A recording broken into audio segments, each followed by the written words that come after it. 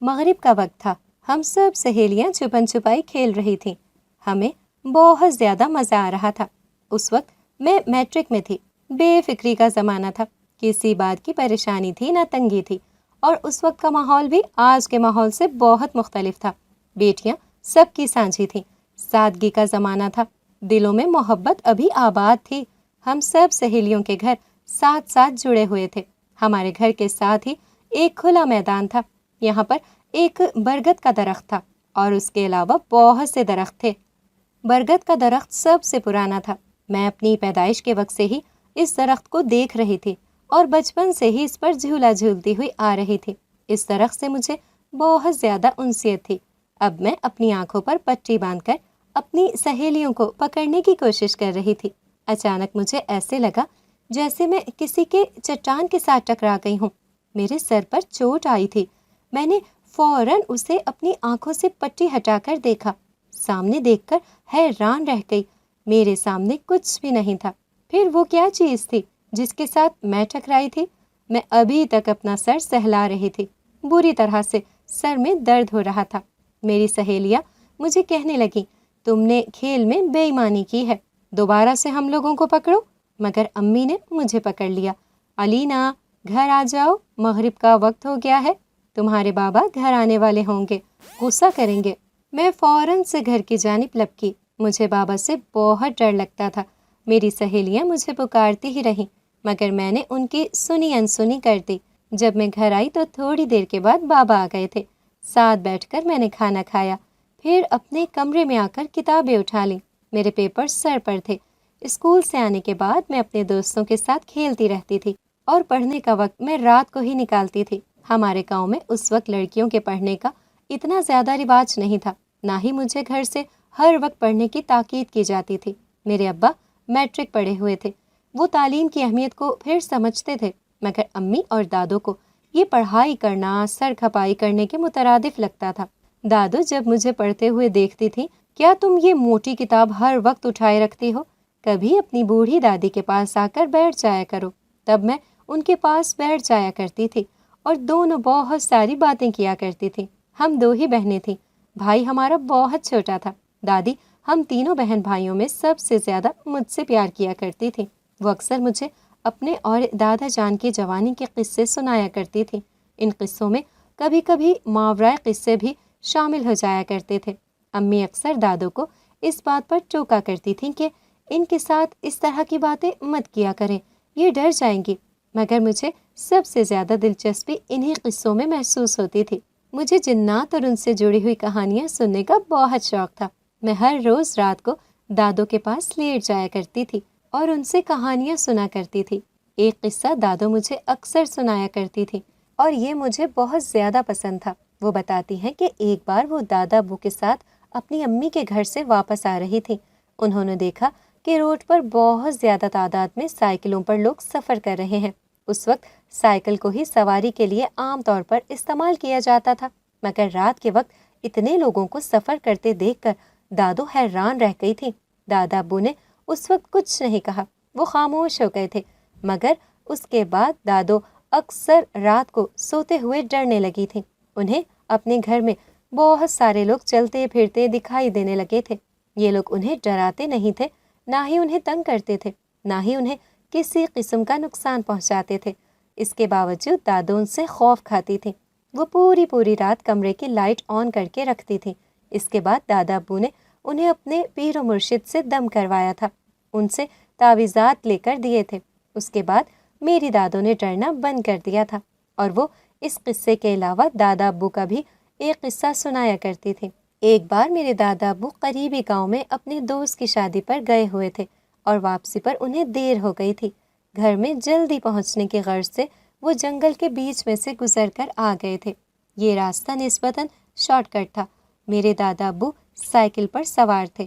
ابھی وہ جنگل کے درمیان میں ہی پہنچے تھے کہ انہیں چاند کی روشنی میں ایک جگہ پر بکری کا چھوٹا سا بچہ نظر آیا تھا۔ آج چاند کی 14ویں تاریخ تھی اور ہر شے اس کی چاندنی میں نہائی ہوئی تھی۔ میرے دادا ابو کو وہ بچہ بہت زیادہ پسند آیا اور انہوں نے اسے سائیکل پر بٹھا لیا۔ جب وہ تھوڑا سا اور آگے نکل آئے تو ان کی سائیکل آہستہ آہستہ بھاری ہونا شروع ہو گئی تھی۔ میرے دادا ابو یہ سوچ کر پریشان ہو گئے کہ ایک دم سائیکل کو کیا ہوا۔ اب ان کی سائیکل اتنی بھاری ہوئی تھی کہ اس کے پیدل چلانا بھی محال ہو گیا تھا۔ جب انہوں نے پیچھے مڑ کر دیکھا تو ان کا اوپر کا سانس اوپر اور نیچے کا سانس نیچے رہ گیا۔ سائیکل کے پیچھے بکری کے بچے کے بجائے بہت بڑی بلا بیٹھی ہوئی تھی۔ وہ بہت زیادہ خوفناک تھی۔ میرے دادا ابو نے اونچی آواز میں آیت الکرسی پڑھنا شروع کر دی۔ وہ بلا چیخیں مارتے ہوئے سائیکل سے نیچے اتر گئی۔ میرے دادا ابو آیت الکرسی پڑھتے ہوئے تیز سائیکل چلانے لگے۔ وہ بھی ان کے پیچھے بھاگتی ہوئی آ رہی تھی۔ میرے دادا ابو کہتے ہیں میں نے اپنی پوری زندگی میں اتنی تیز سائیکل نہیں چلائی تھی جتنی اس دن چلائی تھی۔ پھر وہ جنگل کی حدود سے باہر نکل آئے تو انہیں اس کی آواز سنائی تھی، تم خوش قسمت تھے جو مجھ سے بچ گئے ہو، ورنہ آج تک مجھ سے کوئی بھی بچ نہ سکا۔ دادا ابو جب گھر پہنچے تو پسینہ پسینہ ہو گئے تھے۔ کتنے دن انہیں تیز بخار رہا تھا۔ اس کے بعد انہوں نے رات کے وقت کبھی بھی جنگل سے سفر نہیں کیا تھا اور باقی سب کو بھی جنگل میں سفر کرنے سے منع کیا کرتے تھے۔ اس طرح سے دادا ابو کی زندگی کے بہت سارے واقعات تھے جو دادو مجھے سنایا کرتی تھی۔ یہ واقعات مجھے ابھی تک ازبر تھے۔ جب میں رات کو سبق پڑھ رہی ہوتی تھی کبھی کبھی مجھے یہ واقعات میرے ذہن میں گردش کرنے لگتے تھے، جس کی وجہ سے مجھے ڈر کا بھی احساس ہوتا تھا۔ اکثر رات کو یہ واقعات مجھے یاد آتے تھے۔ اس دن میں رات کو سبق پڑھ رہی تھی۔ مجھے ایسے محسوس ہوا جیسے کھڑکی سے کوئی مجھے جھانک کر دیکھ رہا ہے۔ جب میں نے دیکھا تو مجھے ایک لڑکی کا چہرہ نظر آیا۔ اس کے چہرے کے ارد گرد بال بکھرے ہوئے تھے۔ وہ بہت پراسرار شکل کی مالک تھی۔ یکدم میرے پورے وجود میں خوف کی لہر دوڑ گئی۔ میں نے زور زور سے چیخنا شروع کر دیا۔ سب گھر والے میرے آس پاس اکٹھے ہو گئے اور مجھ سے شور مچانے کا سبب پوچھنے لگے۔ میں نے رو رو کر تمام رودات بتائی۔ میری امی نے مجھے ڈانٹتے ہوئے سختی سے تاکید کی، آئندہ میں تمہیں رات کے وقت پڑھتے ہوئے نہ دیکھوں۔ اس وقت میں اپنی امی کے ساتھ جا کر سو گئی تھی۔ پوری رات مجھے نیند نہیں آئی تھی۔ پھر کچھ دن خیر خیریت کے ساتھ گزر گئے۔ ایک رات کو سبق پڑھتے ہوئے میرے کمرے میں ایک بہت بڑا بکرا گھس آیا۔ اس کے بہت بڑے بڑے سینگ تھے۔ مجھے بکروں سے بہت ڈر لگتا تھا۔ میں نے زور زور سے امی کو پکارنا شروع کر دیا تھا۔ گرمیوں کا موسم تھا اور سب لوگ باہر صحن میں نہیں سو رہے تھے۔ میری آواز سن کر میری امی دوڑی چلی آئیں۔ کیا ہوا؟ کیوں شور مچا رہی ہو؟ آپ اس بکرے کو باندھیں، دیکھیں یہ میرے کمرے میں گھس آیا ہے۔ کون سا بکرا؟ وہ تو کل شام بیچ دیا تھا ہم نے۔ تم کس بکرے کی بات کر رہی ہو؟ وہ میرے کمرے میں ادھر ادھر نظر دوڑاتے ہوئے بولی۔ ان کی بات پر میں بھی حیران رہ گئی۔ اب جب میں نے کمرے میں دیکھا تو کچھ بھی نہیں تھا۔ مجھے بہت زیادہ ڈر کا احساس ہونے لگا تھا۔ میں نے کتابیں وہیں پر پھینکی اور بھاگ کر باہر چارپائی پر لیٹ گئی۔ میں سوچ رہی تھی کہ میرے ساتھ یہ عجیب و غریب واقعات کیوں ہونے لگے ہیں، کیوں مجھے جنات ڈرانے لگے ہیں۔ میرا تجربہ یہ کہتا تھا اگر جنات کو تنگ کیا جائے تو ہی وہ انسان کو تنگ کرتے ہیں، جبکہ میں نے تو ایسا کچھ بھی نہیں کیا تھا۔ یہی سوچتے سوچتے میں سو گئی تھی۔ میں نے خواب میں ایک بہت خوبصورت نوجوان کو دیکھا جو مجھے مسکراتے ہوئے دیکھ رہا تھا۔ میں نے ایسی خوبصورتی پہلے کبھی نہیں دیکھی تھی۔ میں اس کی خوبصورتی سے بہت زیادہ متاثر ہوئی تھی، اور جب صبح میری آنکھ کھلنے پر اس خواب کا سلسلہ ٹوٹ گیا تو مجھے بہت مایوسی ہوئی تھی۔ یہ اس سے 2 دن بعد کی بات ہے۔ میں شام کے وقت برگد کے پیڑ کے نیچے جھولا جھول رہی تھی۔ میرے ساتھ میری ایک سہیلی تھی جو مجھے جھولا جھلا رہی تھی۔ اسے اس کی امی نے بلا لیا تو وہاں سے چلی گئی۔ مغرب کا وقت ہو گیا تھا، تھوڑا اندھیرا پھیلنے لگا تھا۔ میں بھی گھر جانے لگی تھی، مگر میرا بھی گھر جانے کو دل نہیں چاہ رہا تھا۔ یکدم میرا جھولا تیز تیز جھلنے لگا۔ میں بہت زیادہ خوفزدہ ہو گئی تھی۔ میرے حلق سے آواز نہیں نکل رہی تھی۔ میں چیخنا چاہ رہی تھی، شور مچانا چاہ رہی تھی، مگر میرے منہ سے آواز نہیں نکل رہی تھی۔ ایسے لگ رہا تھا جیسے میرے ہونٹ آپس میں سل گئے ہوں۔ میرا خوف سے برا حال ہو گیا تھا۔ اتنے میں مجھے امی پکارنے لگی اور میرا جھولا یکدم ساکت ہو گیا۔ میں بھاگتے ہوئے گھر میں داخل ہو گئی۔ میرے چہرے پر ہوائیاں اڑ رہی تھیں۔ امی نے مجھے دیکھا تو چونک گئی اور پوچھنے لگی، کیا ہوا؟ کیوں اتنا ڈر رہی ہو؟ میں نے انہیں کچھ بھی نہیں بتایا۔ مجھے ڈر تھا اگر میں نے امی کو بتا دیا تو وہ مجھے دوبارہ وہاں جھولا جھلانے کے لیے نہیں جانے دیں گی، اس لیے میں نے یہ بات کسی کو بھی نہیں بتائی تھی۔ مگر اندر ہی اندر میں ڈر گئی تھی اور یہ سوچنے پر مجبور ہو گئی تھی کہ میرے ساتھ ایسا کیوں ہو رہا ہے۔ جب میرے میٹرک کے پیپر ہو گئے تو میری امی اور دادی کو میری شادی کی جلدی پڑ گئی اور میں ابھی اتنی جلدی شادی نہیں کرنا چاہتی تھی، مگر یہ لوگ تھے کہ مجھ سے جان چھڑانے کے در پہ تھے۔ میرا رشتہ بچپن میں ہی خالہ کے گھر ہو گیا تھا اور خالہ بھی شادی کے لیے زور دے رہی تھی، ایسے میں میری کون سنتا۔ پھر وہ دن آ گیا جب میں نے اس گھر سے رخصت ہونا تھا۔ اس رات کو میں کھڑکی کے پاس کھڑی تھی، سب گھر والے اور مہمان سو رہے تھے، مگر نیند میری آنکھوں سے کوسوں دور تھی۔ میں نے اس گھر میں اتنا وقت گزارا تھا، اب یہاں سے چلے جانا میرے لیے بہت مشکل ہو رہا تھا۔ بار بار میری آنکھیں بھر آ رہی تھی۔ میں اکیلی کھڑی تھی، پھر مجھے یوں محسوس ہوا جیسے میرے ساتھ کوئی اور بھی کھڑا ہے۔ جب میں نے پیچھے مڑ کر دیکھا تو اپنی جگہ پر ساکت رہ گئی۔ میرے پیچھے وہی نوجوان کھڑا تھا جس کو میں خواب میں دیکھتی تھی۔ وہ مجھے بہت افسردہ نظروں سے دیکھ رہا تھا، اس کی آنکھوں میں بہت زیادہ اداسی تھی۔ تو گویا وہ دن بھی آ گیا جب تم نے مجھ سے جدا ہونا ہے۔ آپ کون ہیں اور یہاں پر کیسے آئے؟ اگر کسی نے دیکھ لیا تو میرے ساتھ بہت برا ہوگا، خدا کے لیے یہاں سے چلے جائیں۔ وہ اپنے چہرے پر بھی کسی مسکراہٹ سجا کر بولا، میں اپنی وجہ سے تمہیں کوئی تکلیف نہیں دوں گا، فکر نہیں کرو، تمہیں کبھی بھی کوئی میری وجہ سے کچھ نہیں کہے گا۔ میں نے حیرت سے اس کے چہرے کی طرف دیکھا، وہ ایسے کیوں بول رہا تھا اور کیسے دیدہ دلیری سے وہ آدھی رات کو میرے کمرے میں آ گیا تھا۔ اسے اس بات کا ڈر نہیں تھا کہ کوئی اسے دیکھ لے گا۔ میں تمہیں اس روپ میں قریب سے جی بھر کر دیکھنا چاہتا تھا، میرا مقصد پورا ہو گیا۔ تم فکر نہیں کرو، میں نے تمہارے ساتھ سچی محبت کی ہے، میں تمہیں اپنی وجہ سے کبھی بھی کوئی تکلیف نہیں ہونے دوں گا، اور میں تم سے وعدہ کرتا ہوں تم جب بھی کسی مصیبت میں ہوگی، کسی پریشانی میں ہوگی تو تم مجھے ہمیشہ اپنے ساتھ پاؤ گی۔ میری حیرانگی کسی طور پر بھی کم نہیں ہو رہی تھی۔ کیا چیز تھا یہ شخص؟ اتنے میں میری ایک سہیلی نے مجھے کہا، کیا ہو گیا ہے، تم آدھی رات کو اکیلے کیوں باتیں کر رہی ہو؟ اکیلے؟ مگر میں تو…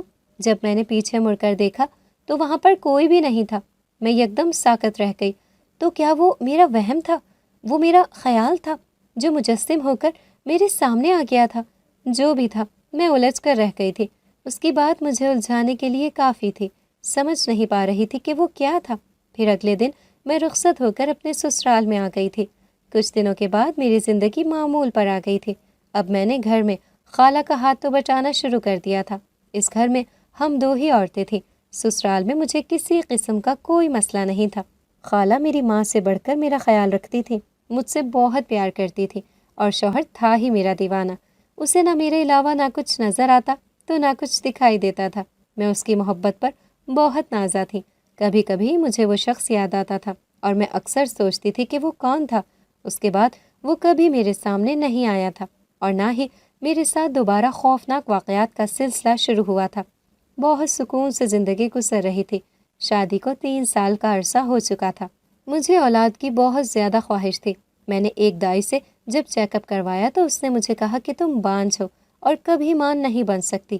یہ خبر سنتے ہی یہ مجھ پر قیامت ٹوٹ پڑی تھی۔ مجھے لگا میری زندگی ختم ہو گئی ہے۔ تب مجھے میرے شوہر نے ہی سہارا دیا۔ انہوں نے کہا کہ اللہ کی رحمت سے نا امید نہیں ہونا چاہیے، وہ ہمیں ضرور اولاد کی نعمت سے نوازے گا۔ خالہ کو بھی پوتے پوتیوں کا بہت شوق تھا، مگر وہ میرے سامنے اس بات کا اظہار نہیں کرتی تھی، مبادا کہ کہیں میرا دل نہ دکھ جائے۔ پھر کچھ عرصے کے بعد گھر میں عجیب عجیب واقعات رونما ہونے لگے تھے۔ خون کے چھینٹے گرتے تھے۔ کبھی کبھی گھر کے کسی کونے سے کسی عورت کے رونے کی آواز آتی تھی۔ شوہر کا کاروبار بالکل ٹھپ ہو کر آ گیا تھا۔ گھر میں بہت زیادہ غربت آ گئی تھی۔ نوبت اب فاقوں تک آ پہنچی تھی۔ میں ان حالات میں اپنے شوہر کے ساتھ شانہ بشانہ کھڑی ہو گئی تھی۔ میں نے اس مشکل وقت میں انہیں اکیلا نہیں چھوڑا تھا۔ میں نے 2 سال پہلے ہی سلائی سیکھی تھی۔ میں اجرت پر لوگوں کے کپڑے سلائی کرنے لگی تھی۔ خالہ بھی میرے کام میں بہت زیادہ مدد کرواتی تھی۔ میرے شوہر کا کاروبار بالکل ٹھپ ہو کر رہ گیا تھا۔ نہ جانے ایک دم سے اتنا نقصان کیسے ہو گیا تھا۔ وہ اپنی تمام جمع پونجی بھی اس پر لگا چکے تھے، مگر کچھ سمجھ نہیں آ رہا تھا کہ پیسہ کہاں جا رہا ہے۔ پھر جب خالی جیب ہو گئی تو گھر پریشان ہو کر بیٹھ گئے۔ کچھ سمجھ نہیں آ رہی تھی کیا کیا جائے۔ زندگی یوں ہی ہاتھ پر ہاتھ رکھ کر بھی نہیں گزاری جا سکتی تھی، اس لیے وہ محنت مزدوری کرنے لگے تھے۔ ان کے پاس ایسا کوئی ہنر نہیں تھا جس کو استعمال کر کے وہ ضروریات زندگی کو پورا کرتے۔ انہیں بس کاروبار کرنا ہی آتا تھا۔ اب کاروبار ختم ہو گیا تو انہیں مزدوری کرنی پڑی۔ شام کو وہ جب تھک ہار کر گھر آتے تھے تو انہیں دیکھ کر مجھے بہت زیادہ دکھ ہوتا تھا۔ میں کل کی ایک ناسمجھ اور الہڑ سی لڑکی تھی جس کو دنیا جہاں تک کا پتہ نہ تھا، اور اب وہ ایک سمجھدار اور ذمہ دار عورت کے روپ میں بدل گئی تھی۔ جو مجھے دیکھتا وہ پہچان نہیں پاتا تھا کہ میں وہی ہوں۔ میں اس قدر بدل گئی تھی۔ اب ہم تینوں ہی مل جل کر محنت کر رہے تھے اور زندگی کی گاڑی گھسیٹ گھسیٹ کر چل رہی تھی۔ اس دن میرے شوہر اپنے کام پر تھے اور میری ساس محلے کے کسی گھر میں گئی ہوئی تھی۔ جب دروازے پر دستک ہوئی، میں نے دروازہ کھولا تو سامنے کا منظر دیکھ کر ششدر رہ گئی۔ اپنی آنکھوں پر یقین ہی نہیں آ رہا تھا۔ میں نے اپنی آنکھوں کو مسل کر دوبارہ سے دیکھا۔ منظر جوں کا توں تھا۔ وہ وہی تھا جس کے ساتھ میری اپنی مہندی کی رات ملاقات ہوئی تھی۔ مجھے بہت بھرپور اور گہری نظر سے دیکھ رہا تھا۔ اس کی آنکھوں میں اداسی نمایاں تھی۔ مجھے کچھ سمجھ نہیں آ رہا تھا کہ میں کیا کروں۔ میں اپنے خیالوں میں کھوئی ہوئی تھی جب میں اس کی آواز پر چونک پڑی۔ مجھے اندر آنے کا نہیں کہو گی؟ میں جانے کس خیال کے تحت ایک سائٹ پر ہو گئی، مگر جب وہ اندر آ کر صحن میں چارپائی پر بیٹھ گیا تو میں جیسے ہوش کی دنیا میں واپس آئی۔ مجھے احساس ہوا کہ میں نے کیا کر دیا۔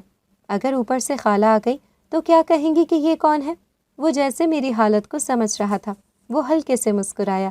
تمہیں بالکل بھی پریشان ہونے کی کوئی ضرورت نہیں ہے، تم فکر نہیں کرو، تمہیں کوئی کچھ بھی نہیں کہے گا۔ کیوں؟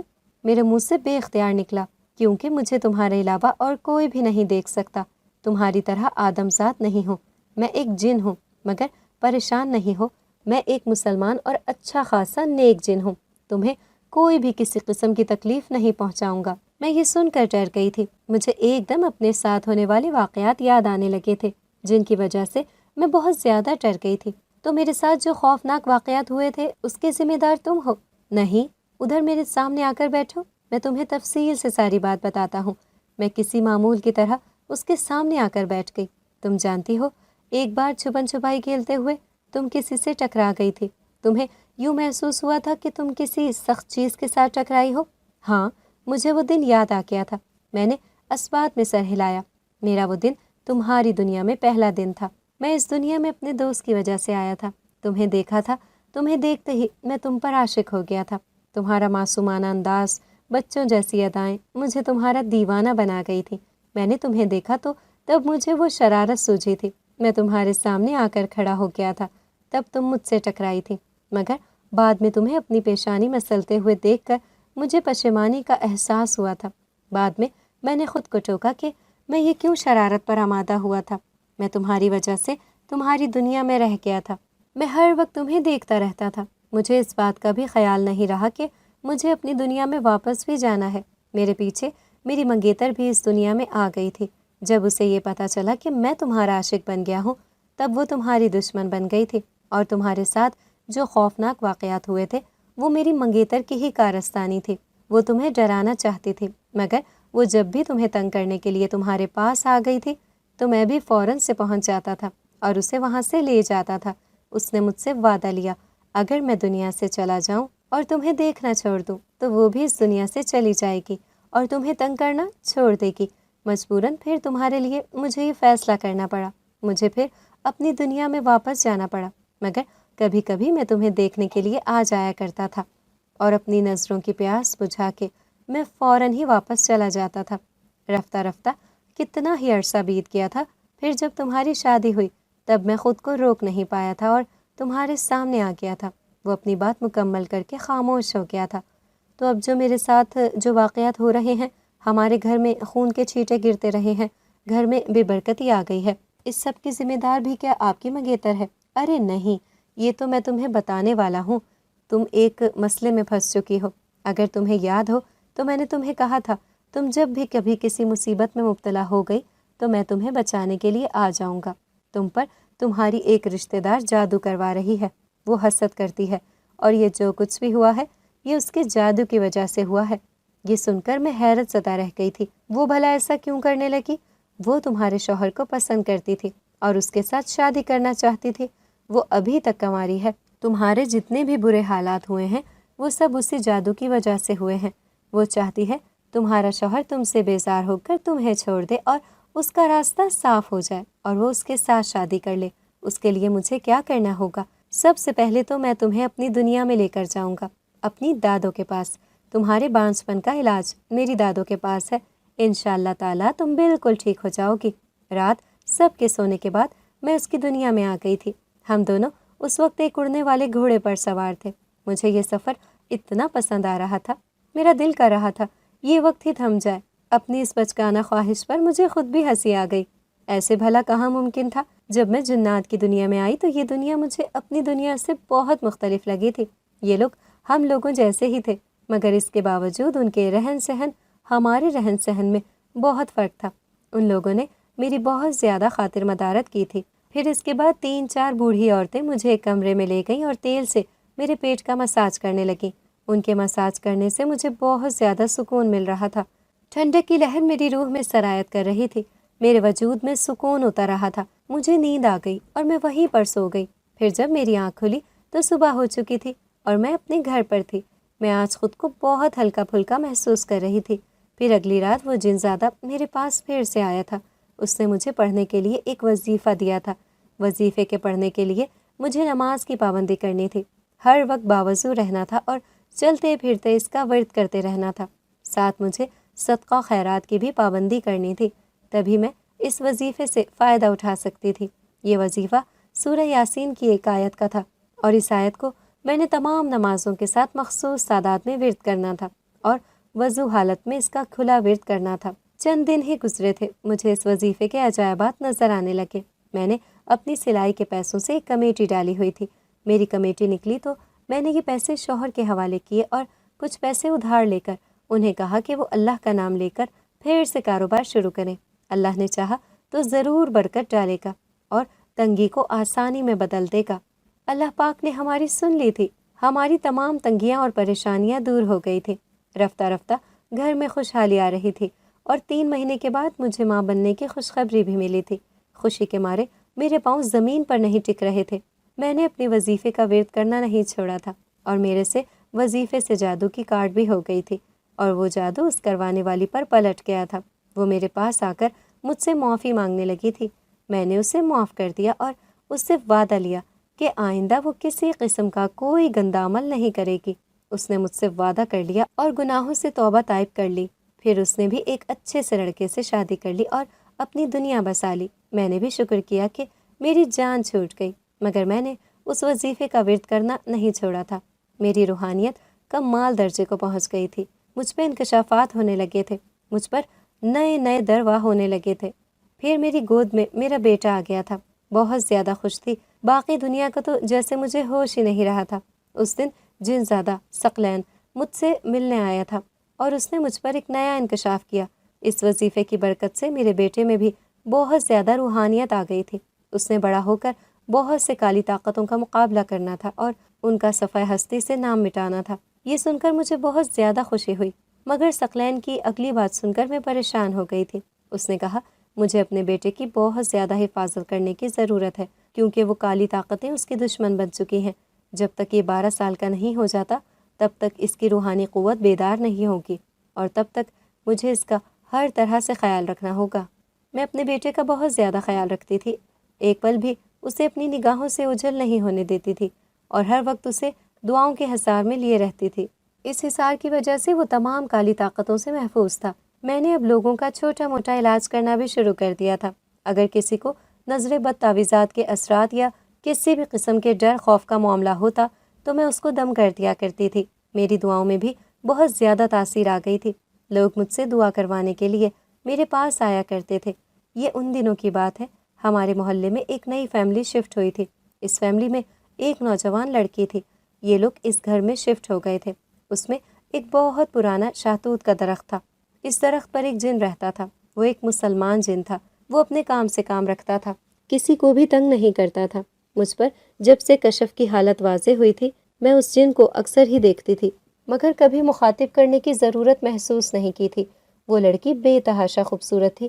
اس کے لمبے حسین سیاہ بال تھے، بڑی بڑی کالی آنکھیں تھیں۔ غرض یہ کہ وہ حسن کا مکمل شاہکار تھی۔ عادت کی بھی اچھی تھی، مگر اس میں ایک بری عادت تھی، وہ بے پردگی بہت زیادہ کرتی تھی۔ اس دن میں اپنی ساس کے ساتھ ان کے گھر میں گئی تھی۔ اس لڑکی نے نہا کر بال بالکل چھوڑے ہوئے تھے اور تو دوپٹہ برائے نام اوڑھا ہوا تھا۔ میں نے باتوں باتوں میں اس لڑکی کو خود کو ڈھانپ کر رکھنے کی تاکید کی تھی۔ میں اس جن کی اس میں دلچسپی محسوس کر چکی تھی، اس لیے میں نے ٹوکنا اپنا فرض سمجھا تھا۔ اس لڑکی نے میری سنی انسنی کر دی۔ کچھ وقت کے بعد اس کی شادی ہونے والی تھی۔ گھر میں اس کی شادی کی تیاریاں چل رہی تھیں، مگر اس لڑکی کی حالت غیر ہو گئی تھی۔ ہاتھ پاؤں پھول گئے تھے، آنکھیں اوپر کو چڑھ گئی تھیں، منہ سے مردانہ آواز نکل رہی تھی جو کہ شادی روکنے کی دھمکی دے رہا تھا۔ میں سب سمجھ رہی تھی کہ یہ معاملہ کیا ہے۔ اس بات کا تو مجھے پہلے سے اندازہ تھا۔ اس لڑکی کی امی کو محلے والوں سے پتہ چلا کہ مجھ میں روحانیت ہے، ہو سکتا ہے میں اس سلسلے میں ان کی مدد کر سکوں۔ پھر میں بہت مشکل سے اس جن کے ساتھ مذاکرات کر کے اس لڑکی کو چھوڑنے کے لیے راضی کر پائی تھی، مگر اس کا مجھے یہ فائدہ ہوا تھا، محلے میں میری دھوم مچ گئی تھی۔ سب مجھے کوئی پہنچی ہوئی ہستی سمجھنے لگے تھے۔ اب کسی کا جو بھی ہلکا پھلکا مسئلہ ہوتا تھا وہ میرے پاس آ جاتا تھا اور اللہ کے کرم سے ان کا مسئلہ حل بھی ہو جاتا تھا۔ یوں دن بدن میری شہرت میں اضافہ ہو رہا تھا۔ لوگ دور دور سے میرے پاس اپنے مسائل کے حل کے لیے آتے تھے۔ میں اپنے گھر میں بہت زیادہ مصروف ہو گئی تھی۔ دادو مجھ سے اکثر شکایت کرتی تھی کہ میں ان کو دیکھنے کے لیے ملنے کے لیے نہیں آتی، مگر میری مصروفیات اتنی بڑھ گئی تھی کہ مجھے اپنے لیے بھی وقت نہیں ملتا تھا۔ اس دن میرے پاس گاؤں کی ایک عورت آئی۔ وہ جاگیردار خاندان سے تعلق رکھتی تھی۔ وہ بہت ہی امیر لوگ تھے۔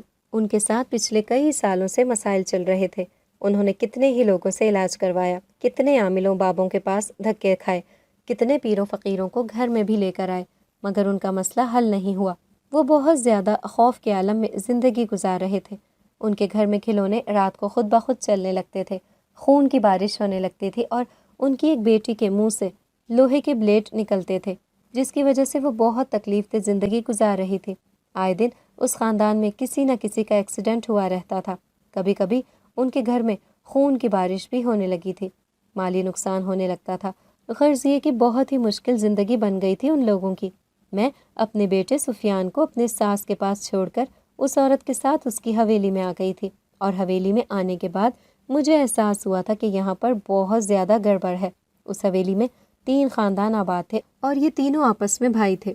بھائیوں کی تو آپس میں بہت محبت تھی، مگر ان کی بیویاں ایک دوسرے کی شکل دیکھنے کی بھی روادار نہیں تھی۔ اس گھر میں تعویذات کے اثرات تھے، کالے جادو کے ذریعے کالی طاقتیں مسلط کی گئی تھیں، اور یہ سب کچھ کروانے والی ایک عورت تھی، اور وہ اسی حویلی میں ہی رہتی تھی۔ میں نے حویلی کی سب عورتوں کو ایک جگہ پر اکٹھے ہونے کا بولا۔ پھر ایک عورت کو دیکھ کر میں چونک گئی۔ اس کے سر پر کالے سائے منڈلا رہے تھے۔ اس کا مطلب تھا کہ یہ غلط کام یہ عورت ہی کر رہی تھی، مگر میں ڈائریکٹ اس عورت کا نام نہیں لے سکتی تھی۔ مگر میں نے ان سے وعدہ کیا کہ میں انشاءاللہ تعالی اپنی پوری کوشش کروں گی کہ ان کا مسئلہ حل ہو جائے۔ گھر آنے کے بعد میں نے اپنے وظیفے کا مخصوص تعداد میں ورد کیا تو میرے سامنے میرا موکل حاضر ہو گیا۔ میں نے یہ سارا معاملہ اس کے سامنے رکھا۔ اس نے مجھے بتایا کہ اس گھر میں فلاں فلاں جگہ پر تعویذ دفن ہے اور فلاں قبر میں ان سب گھر والوں کے پتلے بنا کر دفن کیے گئے ہیں۔ اگر ان تمام تعویذات اور قبر میں دفن شدہ پتلوں کو نکال کر پانی میں بہا دیا جائے تو یہ تمام اثرات ختم ہو جائیں گے۔ اگلے دن ان کے گھر جانے کے بعد میں نے ایسا ہی کیا۔ میں نے وہ تمام تعویذات نکالے۔ ان کے گھر کے پیچھے ہی قبرستان تھا۔ قبر کی میرے موکل نے نشاندہی کی تھی۔ میں اس قبر پر پہنچی۔ اس کی ذرا سی کھدائی کرنے پر ہی پتلے وہاں سے نکل آئے۔ ان تمام پتلوں پر گھر والوں کے نام لکھے ہوئے تھے۔ یہ تمام کام میں نے گھر والوں کی موجودگی میں ہی کیا تھا، اور ان کے گھر کے پاس ہی ایک نہر بہہ رہی تھی۔ میں نے وہ تمام چیزیں اس نہر میں بہا دیں۔ یکدم ہی وہ عورت جس نے یہ تمام کام کیا تھا، اس کے جسم پر بڑے بڑے پیپ نما چھالے نمودار ہونے لگے تھے۔ وہ زور زور سے چیخنے لگی تھی، رونے لگی تھی۔ تب میں نے گھر والوں کو بتایا جو کچھ بھی ہوا ہے اس عورت نے ہی کروایا ہے۔ ان لوگوں کو یقین نہیں آ رہا تھا کہ ہمارے گھر کی عورت ہماری دشمن کیسے یوں بن گئی۔ اس نے تو اپنے شوہر کو بھی نہیں چھوڑا تھا، اس پر بھی جادو کروایا تھا، مگر اب وہ بہت زیادہ اذیتناک زندگی گزار رہی تھی۔ یہ چھالے اب اس کی زبان تک بھی پہنچ چکے تھے۔ اس کی چیخیں آسمان کا سینہ چیر دیتی تھیں۔ کچھ اس تکلیف میں مبتلا رہنے کے بعد وہ اللہ کو پیاری ہو گئی تھی، مگر وہ گھر والے اب سکون میں تھے، اور وہ بچی بھی بہت زیادہ اذیتناک زندگی گزار رہی تھی۔ وہ میرا شکریہ ادا کرتے ہوئے نہیں تھکتی تھی۔ اس کے بعد میں نے کئی لوگوں کا علاج کیا، بہت سے لوگوں کی مدد کی، اور ایک عورت پر ایک دیو عاشق ہو گیا تھا۔ وہ اس کو بہت زیادہ تنگ کرتا تھا۔ وہ عورت اپنی زندگی سے بہت زیادہ تنگ آ گئی تھی۔ میں نے اس عورت کو ایک تعویذ دیا اور اس کا حصار قائم کیا۔ یوں اس عورت کی اس دیو سے جان چھوٹ گئی تھی، مگر وہ دیو غصے سے آگ بگولا ہو گیا تھا۔ میں نے اسے اس کی محبوبہ سے جدا کیا تھا، اس وجہ سے وہ میرا دشمن بن گیا تھا۔ جب وہ میرے مقابلے پر آیا تو مجھے احساس ہوا کہ وہ تو بہت طاقتور ہے۔ اگر مجھ میں ایمان کی طاقت نہ ہوتی تو ہو سکتا ہے وہ مجھ پر حاوی ہو جاتا۔ میرے ایمان کی قوت نے مجھے اس سے بچا لیا تھا۔ اب میں پریشان ہو گئی تھی۔ میں اس دور سے دائمی چھٹکارا حاصل کرنا چاہتی تھی اور اس کے لیے مجھے ثقلین کی مدد کی ضرورت تھی۔ وہی مجھے بتا سکتا تھا کہ مجھے کیا کرنا چاہیے۔ ایک دن میں نے ثقلین کو بلایا اور اپنا تمام مسئلہ اس کے سامنے رکھا۔ اس نے مجھے کہا، تمہیں ایک عمل کرنا ہوگا، یہ 21 دن کا عمل ہوگا۔ یہ بہت خطرناک عمل ہے، اس میں تمہاری جان بھی جا سکتی ہے۔ ہمارا مشورہ یہی ہے کہ تم یہ عمل نہیں کرو۔ تم اپنے وظائف کو اپنے ورد میں میرے کو اور ہر وقت حصار میں رہا کرو۔ وہ دیو تمہارا کچھ نہیں بگاڑ سکے گا۔ مگر یہ تجویز میرے لیے قابل قبول نہیں تھی۔ میں اس صدیوں سے دائمی چھٹکارا حاصل کرنا چاہتی تھی۔ اس کے لیے میں وہ عمل کرنے کے لیے بضد ہو گئی تھی۔ یہ عمل خطرناک اس طرح سے تھا کہ مجھے قبر میں بیٹھ کر اس کو کرنا تھا، اور قبر بھی 100 سال پرانی ہونی چاہیے تھی۔ اس بات سے کوئی فرق نہیں پڑتا تھا کہ وہ عورت کی قبر تھی، کسی مرد کی تھی یا بچے کی تھی۔ اور آج نوچندی جمعرات تھی۔ آج کا دن عمل کرنے کے لیے مناسب دن تھا، اس لیے میں آج ہی عمل کی تمام تیاریاں کرنے لگی، اور رات کو سب کے سونے کے بعد میں نے اپنے گھر کا اور سب لوگوں کا حصار قائم کیا اور اپنے موکل کو حکم دیا کہ مجھے پرانی قبر کے پاس لے کر جائے جہاں پر میں نے عمل کرنا تھا۔ یہ بہت ہی پرانی قبر تھی۔ میں نے ہاتھوں کی مدد سے اس کی مٹی کو ہٹایا اور اس گپ اندھیرے میں داخل ہو گئی تھی۔ یہاں بہت زیادہ اندھیرا تھا، ہاتھ کو ہاتھ سجھائی نہیں دے رہا تھا، میرا سانس گھٹ رہا تھا، مگر مجھے یہاں سے عمل مکمل کر کے ہی جانا تھا۔ میں عمل کر رہی تھی، مجھے ایسے محسوس ہوا جانے اوپر سے قبر بند ہو رہی ہو۔ اب تو بالکل ہی میرا سانس بند ہونے کے قریب آ گیا تھا، مگر میں آج پورا دن سانس روکنے کی مشق کرتی رہی تھی۔ یہ بھی غنیمت تھا، اس عمل کا دورانیہ صرف 20 منٹ تھا۔ جیسے ہی 20 منٹ مکمل ہوئے، میں نے اپنی موکل کو بلا لیا اور پھر میں اس قبر سے باہر آ گئی۔ عمل کرتے ہوئے 10 دن ہو گئے تھے، اور اچھی بات یہ تھی کہ باقی 11 دن میں نے قبر کے ساتھ بیٹھ کر عمل کرنا تھا، قبر کے اندر بیٹھ کر نہیں کرنا تھا۔ میں سوچ رہی ہوں میرا عمل آسان ہو جائے گا، مگر یہ میری سوچ خام خیالی تھی، اور پھر عمل کے مشکل دن تو شروع ہی اب ہوئے تھے۔ یہ مجھے نفسیاتی طور پر آزما رہا تھا۔ یہ جو میرے سامنے ایسے خوفناک نظارے پیش کرتا تھا کہ میں دنگ رہ جاتی تھی۔ کئی بار میں نے دائرے سے اٹھ کر بھاگنے کی کوشش کی تھی، پھر ثقلین کی آواز، یہ صرف نظر کا دھوکہ ہے، اس کا حقیقت سے کوئی لینا دینا نہیں ہے، تم آرام سے اپنا کام کرو۔ اور پھر میں واپس بیٹھ کر اپنا عمل مکمل کرنے لگتی تھی۔ کبھی میرے سامنے دادوں کی شکل کی مخلوق آ جاتی اور مجھے اپنی بات میں لگانے کی کوشش کرتی۔ جب میں اسے نظر انداز کرتی تو وہ خوفناک شکل میں تبدیل ہو جاتی تھی، اور اتنی خوفناک شکل اپنا لیتی کہ میں اپنا دل تھام کر رہ جاتی تھی۔ میرے عمل کو مکمل ہونے میں 3 دن رہ گئے تھے۔ آج عمل کے دوران میں نے دیکھا ایک بہت بوڑھی عورت ہے، وہ بہت زیادہ کمزور، ناتواں اور ضعیف ہے۔ اسے ایک مرد اور عورت مار رہے ہوتے ہیں، اس پر بہت ظلم کر رہے ہوتے ہیں۔ یہ دیکھ کر مجھے بہت غصہ آتا ہے۔ میں بدلہ چکانے کے لیے دائرے سے نکلنے ہی لگتی ہوں کہ ثقلین کی آواز آتی ہے، کیا تم پاگل ہو گئی ہو؟ کہاں جا رہی ہو؟ اپنا عمل مکمل کرو۔